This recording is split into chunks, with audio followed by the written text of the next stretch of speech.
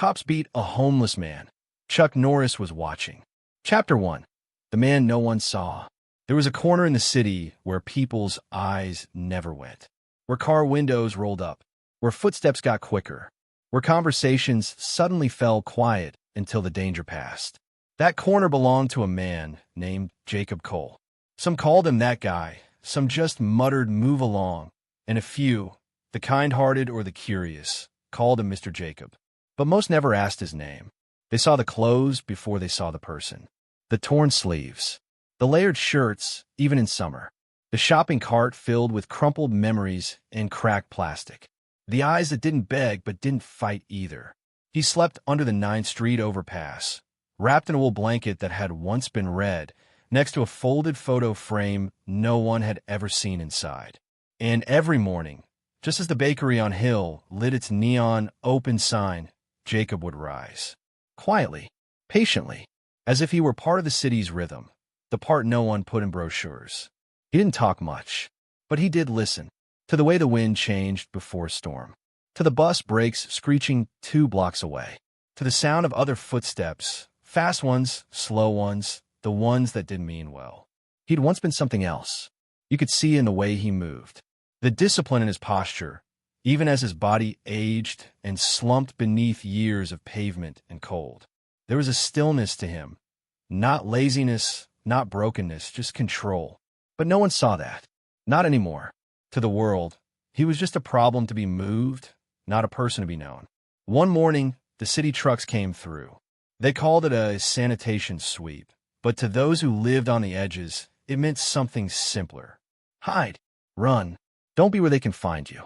Jacob stayed where he was, not in defiance, just dignity. He sat against the wall with his legs crossed, hands folded in his lap. His cart parked neatly beside him, a small handwritten sign on it that read, "I may not have much, but I have enough. Please take only if you need." Some ignored it. Some took anyway. One girl left a sandwich and a note. "You matter." He'd saved it in a book he couldn't read anymore, just for the handwriting. Across the street, leaning against the wall of an old boarded-up appliance store, stood a man most people didn't even notice. Tall, worn boots, faded jeans, beard trimmed tight, hat pulled low. He didn't move, didn't blink much, just watched. Chuck Norris didn't walk around with an introduction. He didn't announce himself. He didn't need to. He simply existed in places that needed him. Places where the line between justice and cruelty got blurred under the weight of convenience. And in that moment, he was watching Jacob, not with pity, not even concern, just attention, the kind of attention the city had forgotten how to give. 3 officers from District 5 walked toward the overpass that morning. You could hear the clatter of radios, the stomp of authority in their boots. Officer Dilly, Sergeant Ramos, and Rookie Ortega, still new, still not sure if he was helping or hurting. They weren't monsters. Not exactly, but they were tired. Of complaints, of phone calls, of constituents asking, "What are you doing about the tents on 9th?" And Jacob, quiet, still, dignified, was now a target of efficiency. "Let's make this fast," Ramos muttered, snapping gloves on. "We've got 3 more blocks to clear." They stopped in front of Jacob. He looked up, didn't smile, didn't speak, just nodded politely. Dilly scowled. "You've been told before." "I'm not hurting anyone," Jacob replied. His voice was low, kind, like he wasn't trying to win, just explain. "There's a shelter 6 blocks from here," Ortega offered, unsure of whether he was being helpful or complicit. "I've tried," Jacob said. "They're full. Always full." Ramos exhaled sharply. "We can't keep having this conversation." Jacob nodded again. "Then don't." Across the street, Chuck watched. Didn't move. Didn't blink. Just watched. Ramos stepped forward. "Let's go. On your feet." "I will," Jacob said, reaching for his cart. "Just give me a minute." Dilly stepped forward fast. Too fast. He shoved the cart over. It clattered sideways, spilling a dozen small, harmless objects across the sidewalk. A torn paperback. A comb. A pack of gum. A photograph in a broken frame. Jacob didn't yell. Didn't curse. He just knelt down and picked them up, one by one, like they were priceless. And Chuck took one step forward. Just one. The first one. But no one noticed yet. Not yet. Jacob stood up, holding the photo, now cracked clean through the middle. Why? He asked softly. Dilly shrugged. Shouldn't be here.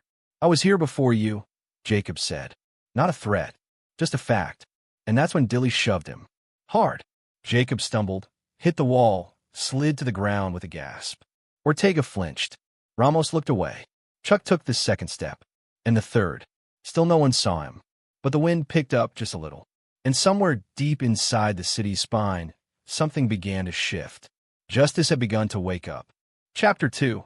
The moment they crossed the line. It wasn't supposed to go this far. At least that's what Officer Ortega would later say.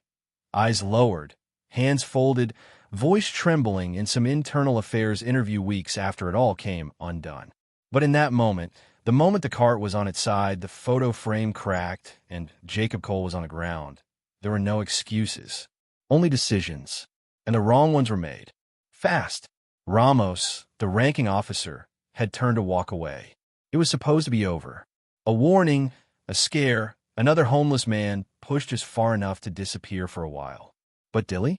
Dilly had something to prove. Maybe to Jacob. Maybe to the other officers. Maybe to himself. He stood over Jacob, breathing too hard for someone who claimed not to care. You don't belong here, he said, low and sharp. You're filth. Jacob didn't respond. Didn't even look up. He just reached for the photograph in his lap. The one of a young woman, a child beside her, their faces filled with a light Jacob hadn't seen in years. Dilly kicked it from his hands. The sound it made, thin glass, cheap metal, was small. But to Jacob, it sounded like history being erased. He looked up now, not angry, just tired. Tired in a way that makes a man impossible to intimidate. That look? That's what pushed Dilly over the edge.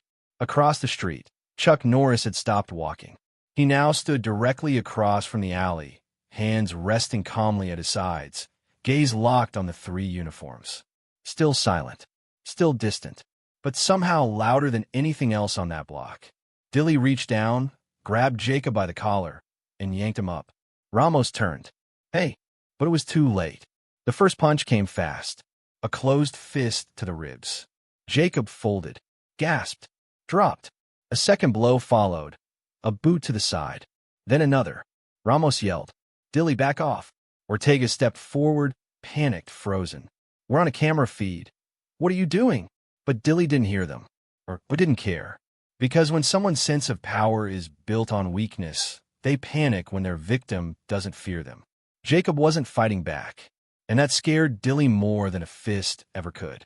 The sidewalk darkened in spots as blood soaked into the cracks. Jacob's body barely moved. His eyes were open, dazed, blinking slowly like his brain was begging for one more memory before the lights went out. And Chuck took another step forward. A single one. No expression. No words. Inside the coffee shop on the corner, a teenager held her phone up to the glass, shaking hands, capturing every second. Across the street, a construction worker stopped mid-hammer swing and simply stared. A woman on the bus hit record. They didn't move to help, but they watched.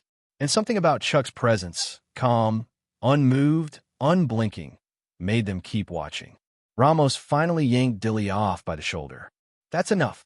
Dilly turned. He resisted. He did nothing. He looked at me like. Ramos pointed at the street. There are cameras. People are filming. Get in the damn car. Ortega knelt beside Jacob, unsure what to do. Training meant CPR. Backup. Radio calls. But shame? Shame had its own language. And Ortega was just starting to learn it. Jacob groaned. He wasn't unconscious. But he wasn't whole either. Ribs cracked.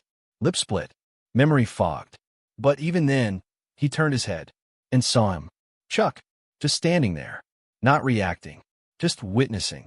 And for some reason, even through the pain, even through the haze, Jacob relaxed. Because someone saw him, not as a problem, not as a stain, but as a person. The squad car peeled out, siren off, windows up, officers rattled in silence. But behind them, the videos spread. The silence grew. And Chuck took one last look at the blood on the sidewalk, then turned around and walked into the wind. He didn't say a word. He didn't chase the car.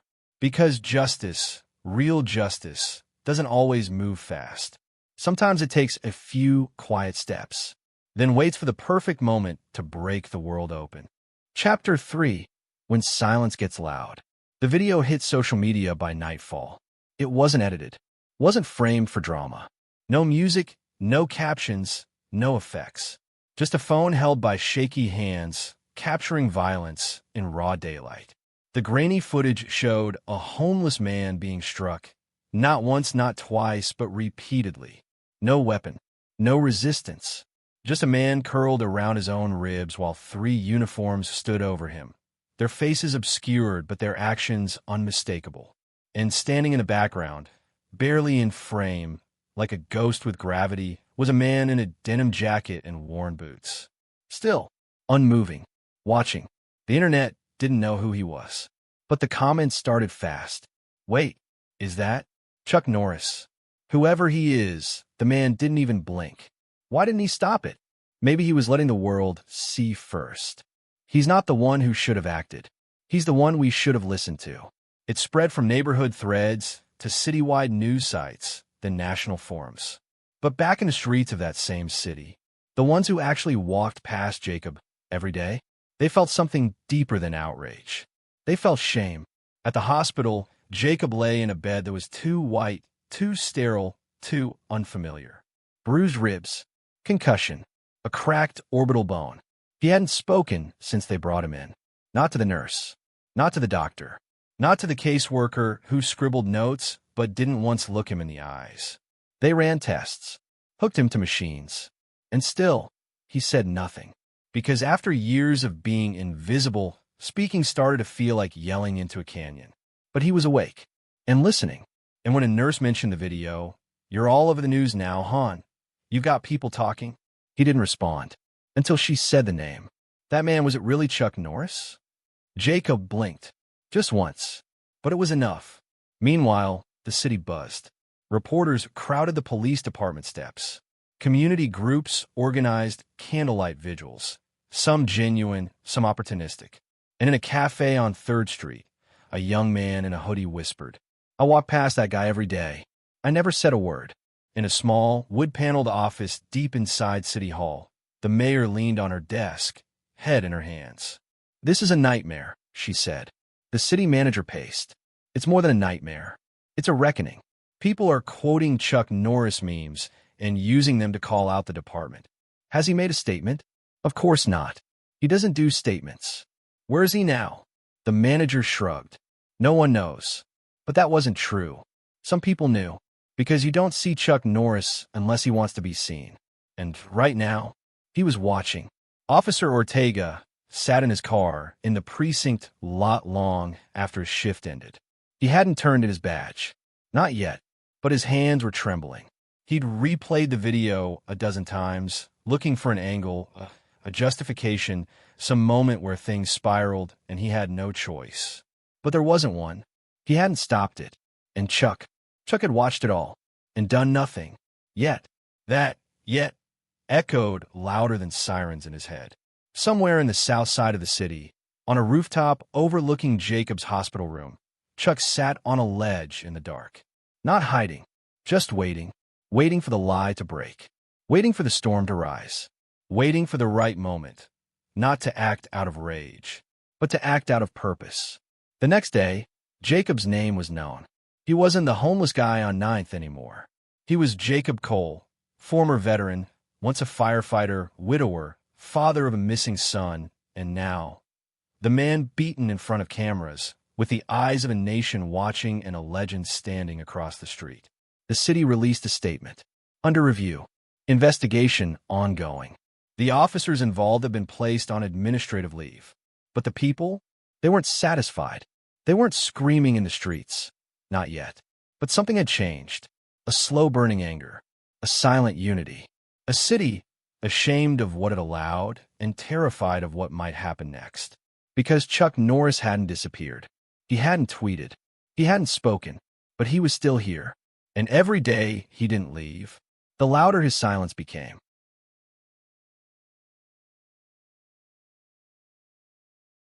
Chapter 4. The Lie They Tried to Bury.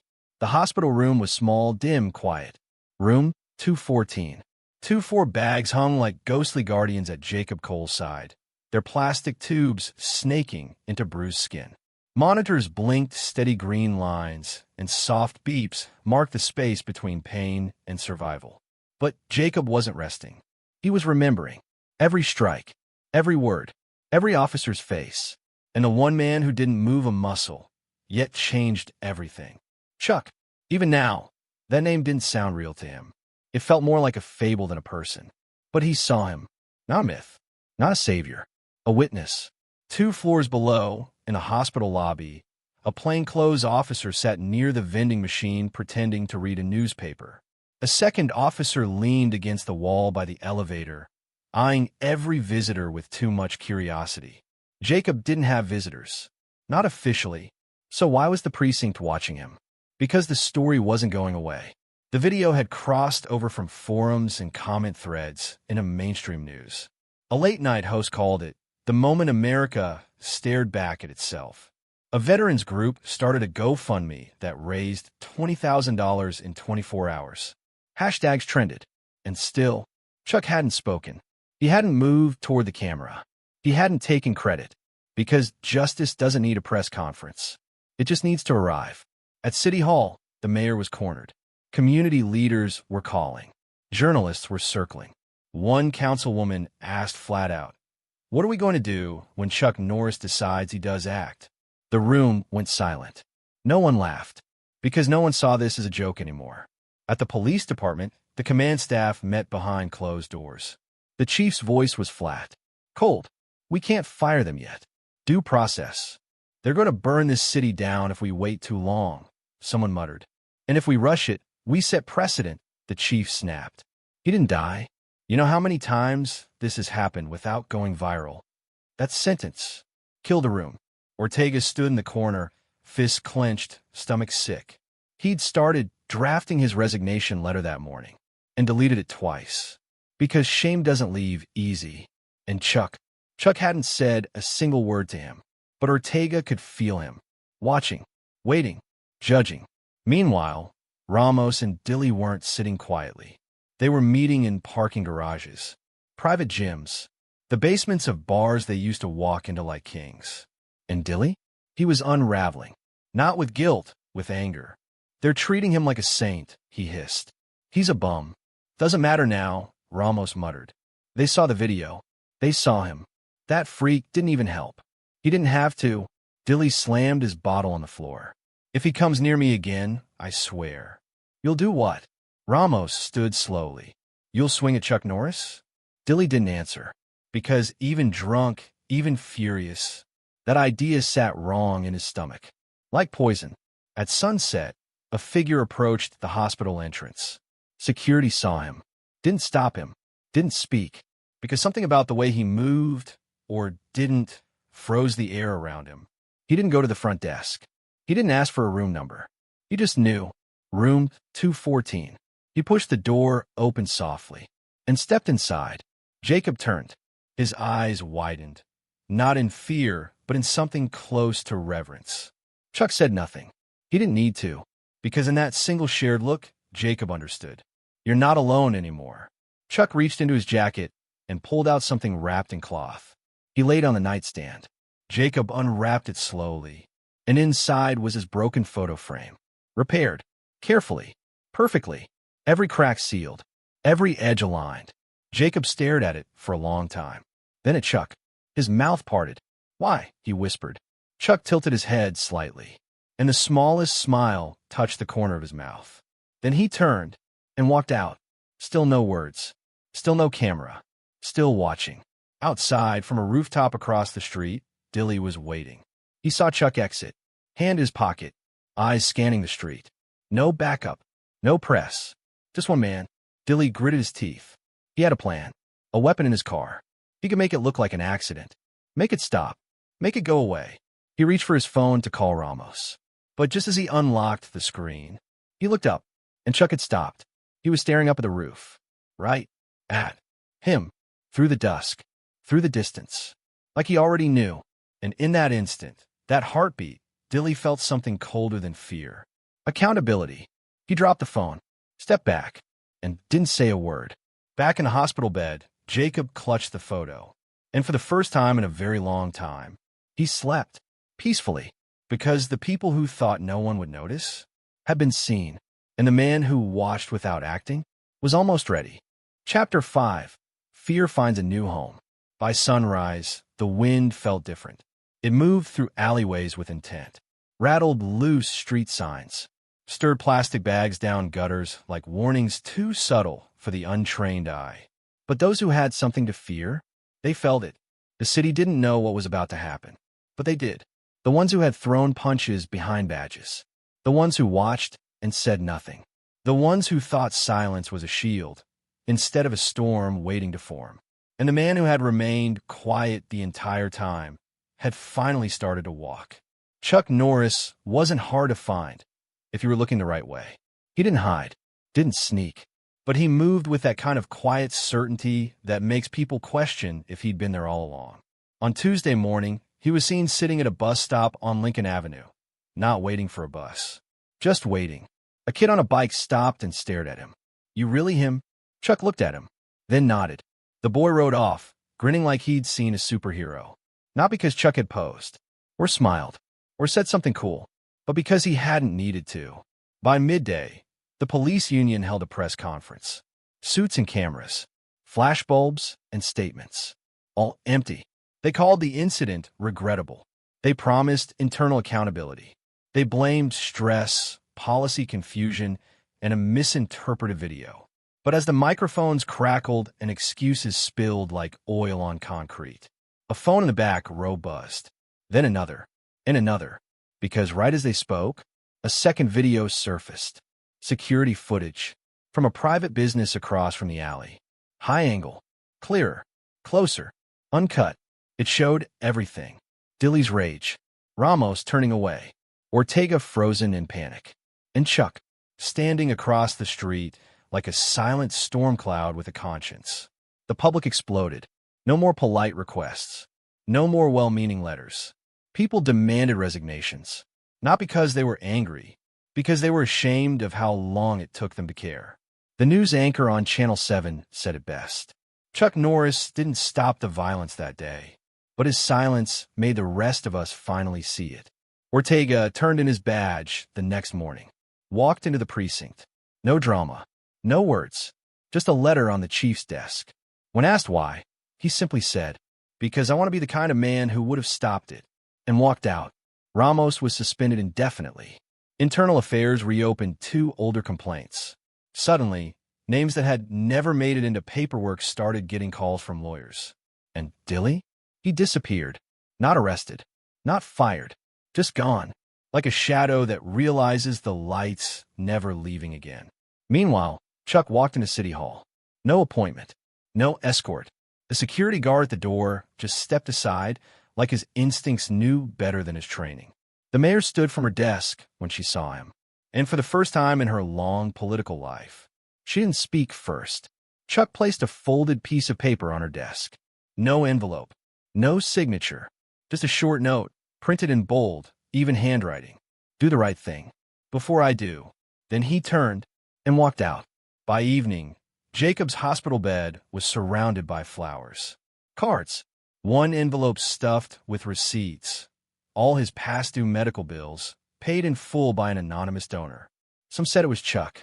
Others said it was the city finally trying to look itself in the mirror.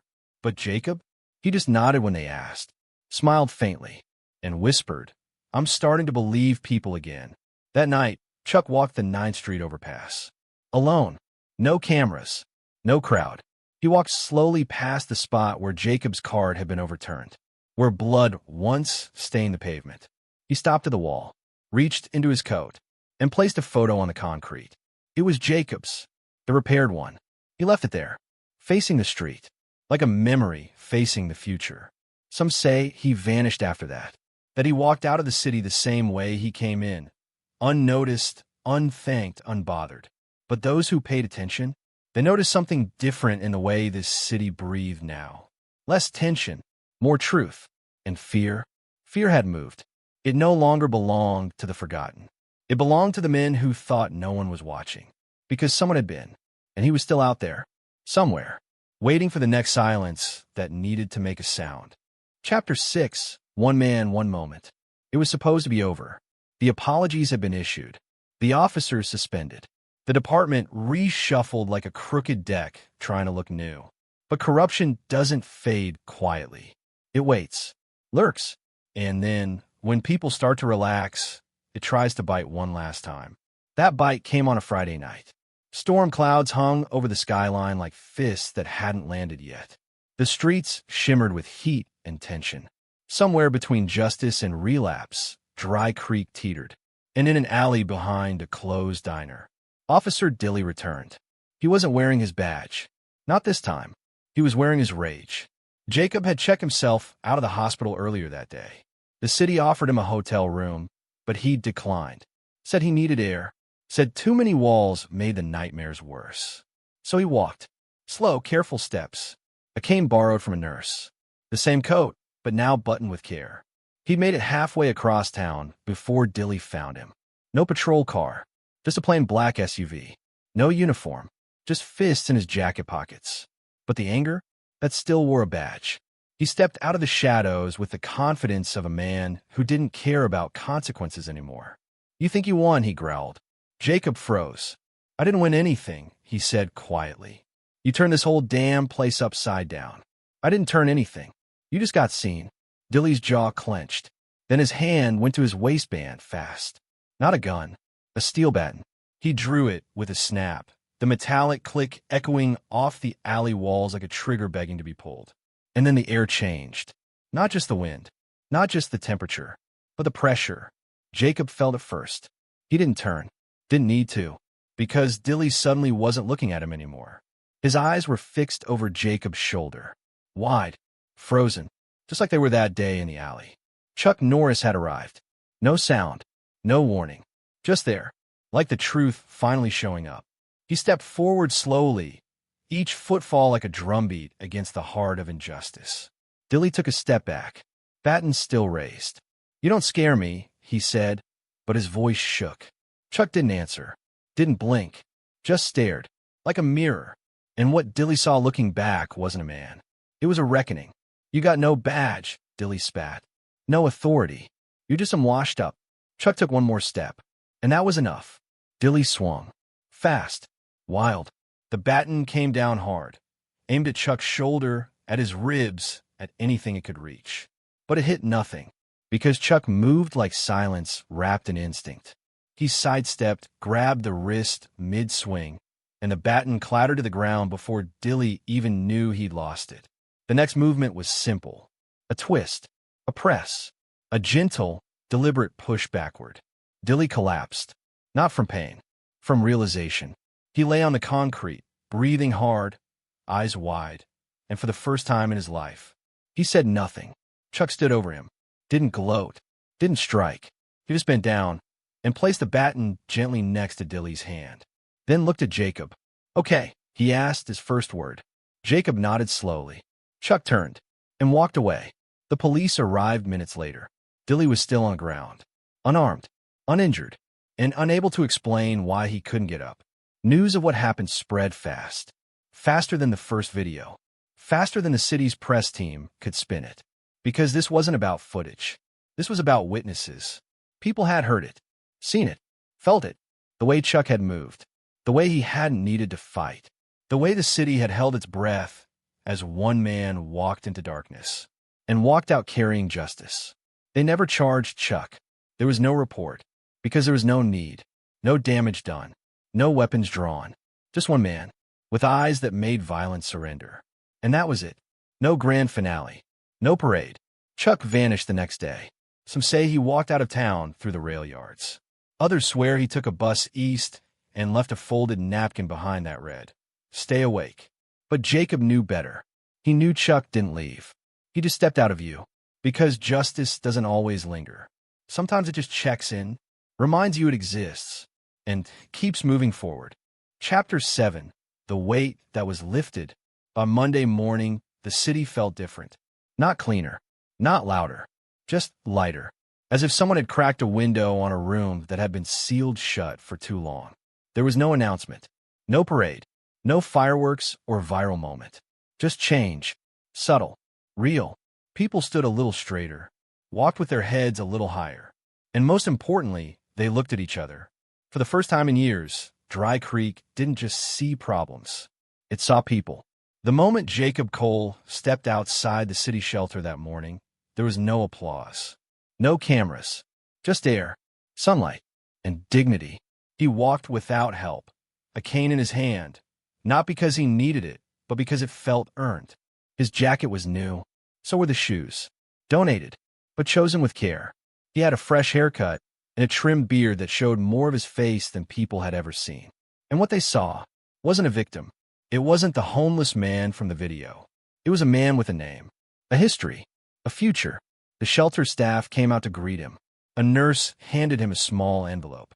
Inside were keys and a card that read, one-bedroom apartment, paid 6 months in advance. Courtesy of strangers who saw you. Jacob didn't cry, not because it didn't mean something, but because his tears had already been shed. In silence. Alone. Now. He just nodded and whispered, "Thank you," to the wind. 2 blocks away, a man in a coat stood beneath a bus stop canopy. He wasn't waiting for a ride. He was watching. Chuck didn't step forward, didn't wave, just nodded, and then turned away. The mural on 9th Street was almost finished. A local artist, a woman named June who'd once been in Jacob's shoes herself, painted it quietly, night after night. She didn't ask permission, didn't want headlines. She just wanted the truth to live in color. The mural stretched 10 feet tall across the concrete. It showed 2 silhouettes, one hunched on the ground, holding a photograph, the other standing, boots planted, eyes forward. Above them were 5 words. Because someone finally saw him. June added stars around the border. Little ones. Each one represented someone in the city who'd stepped forward since that day. A teacher who started a breakfast pantry, a boy who helped his classmate carry books, a girl who spoke up when her brother mocked the man on the corner. It wasn't about Chuck anymore. It was about what he left behind. At City Hall, the mayor delivered a quiet address. No press, just a live stream from her office. She wore black, not for mourning, but for reflection. "We failed Jacob Cole," she said, "and not because we didn't have the tools, but because we refused to use them." She paused. Her hand shook slightly as she continued.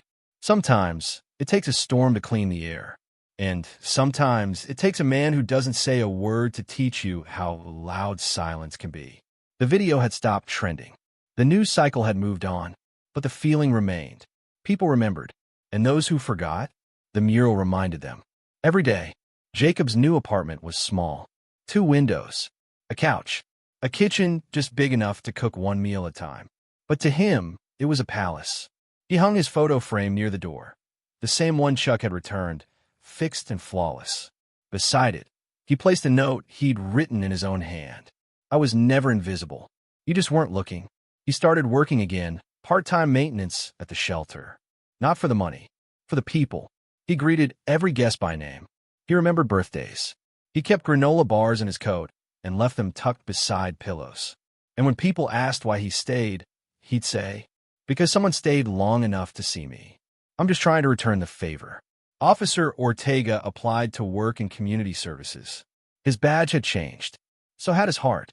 He visited schools now, not to talk about law enforcement, to talk about responsibility. And one day, when a kid raised his hand and asked, "Did you see Chuck Norris?" Ortega smiled softly. "Yeah," he said, "but it's not about seeing him. It's about feeling when he's near." A year passed. Jacob stood in front of a packed auditorium, invited to speak for the city's Homeless Awareness Week. He walked to the podium with slow steps, looked out at the crowd, then down at the folded paper in his hand. He didn't read it. He put it back in his pocket and spoke from somewhere deeper. "There are 2 kinds of silence," he said. "The kind that erases people, and the kind that sees them." He let that hang in the air. "For most of my life, I lived under the first kind. But then someone came along and showed me the second." He pointed toward the back of the room. No one was there, but everyone looked, because they knew what he meant. Later that night, after the applause and handshakes, Jacob sat alone outside the building. Just him and the streetlights. A boy walked by with his dad, stopped, and asked, "Hey, were you the guy from the video?" Jacob chuckled. Yeah, I guess I was. Did he really not say anything? The boy asked. Jacob looked at him, then smiled. No, he said something, just not with words. And somewhere, in a different city, a bus pulled away from a rest stop. A man in a denim jacket sat by the window, watching the world pass by. He didn't hold a phone. He didn't write letters. He just looked until something in his posture shifted. His boots tapped twice on the floor. And he stood, because somewhere, someone else had just crossed the line, and it was time to watch again.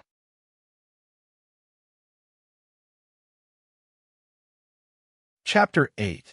The Sound of a Man Who Stayed Silent. The mural faded with time. The sun bleached its colors. The rain wore away the corners. And still, no one touched it. The city council debated preserving it with glass. The artist who painted it was offered a grant to repaint it bigger, brighter, bolder. She refused. It's not meant to last forever, June said. It's meant to leave something behind, even when it's gone. So the mural stayed. As is. Cracked. Faded. Honest. Like the memory it honored. Every year, on the same date the first video went viral, people would gather on 9th Street. They didn't hold signs. They didn't chant. They stood. Some in silence. Some with candles. Some with their kids, pointing to the mural and saying, "That's the day we started paying attention." And just beside the mural, someone always left a single red boot. No note. No explanation. Just a red boot. Size 11. As if Chuck had been there. Or might still be. Jacob Cole lived another 7 years. He never moved again. Said his one-bedroom apartment felt just right. In the final year of his life, he taught woodworking to high schoolers at the community center that now bore his name. He rarely spoke of what happened. Not because he wanted to forget, but because he'd said what needed saying. Now he just lived in peace. With purpose. With something he thought he'd lost forever, dignity. When he passed, hundreds came to the service. Some brought tools. Some brought books. Some brought nothing but gratitude. The mayor read his final letter aloud at the memorial. It ended with this line, "I may have died quietly, but I didn't live that way anymore." There was one seat left empty at the memorial. Front row. Reserved but unclaimed. Some said they saw a man standing in the back. Hat low.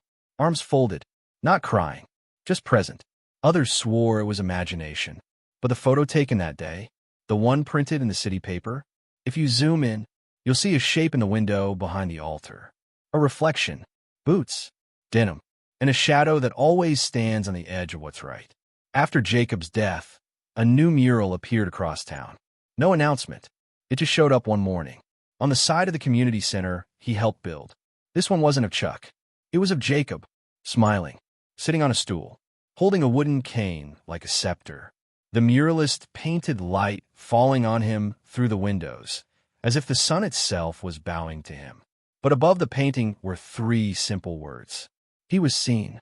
A writer from out of state visited Dry Creek years later, chasing what she thought was a great human interest story. She asked the locals if they believed Chuck Norris really showed up that day. Some said yes. Some said no. One old man at the bus stop smiled and said, "You're asking the wrong question. Don't ask if he came. Ask why we needed him." The writer left without a quote from Chuck. But she left with something better. A notebook full of moments where people acted like him. A janitor at the high school once broke up a fight with a stare. Didn't say a word. Just looked. And the boys backed down. Later, one of them said, "It felt like Mr. Norris was watching." A nurse at the city hospital donated half her paycheck to a man with no insurance. When asked why, she replied, "Because that's what Chuck would have done. Or better yet, that's what Jacob would have done." An 8-year-old girl saw someone being bullied on the playground. She didn't yell, didn't tattle. She stood between them, quiet, calm, and the other kids walked away. When her teacher asked what she was doing, the girl said, "The Norris thing. In a small diner near the edge of town, there's a stool no one ever sits on. Not because it's broken, but because that's where Chuck once sat. Nobody knows when exactly. But the owner keeps it polished, keeps a fresh napkin on the counter, keeps a coffee mug upside down beside it. And if you ask her why, she just shrugs and says, it's reserved for when silence needs to order a black coffee." They say Chuck's been seen in other places since then. A woman claimed he stood outside a courthouse during a protest, not speaking, Not marching, just standing. Another man swore Chuck stopped a robbery by simply entering the gas station, staring at the thief, and pointing to the exit. Somebody on the internet posted grainy footage of a figure walking into a burning building, carrying out a child, and vanishing before the firefighters arrived. No one could confirm it, but nobody doubted it either. Because Chuck Norris doesn't demand credit. He demands justice. And justice, it turns out, doesn't always wear a badge, doesn't always raise its voice. Sometimes justice just watches. Quiet, steady, certain, and that's enough. Somewhere, in a diner in a town with no name, a man sips his coffee in silence. Outside, a storm rolls in. Someone across the restaurant is yelling at a waitress. The man doesn't move. Not yet. He just sets his mug down slowly and turns his head. The end.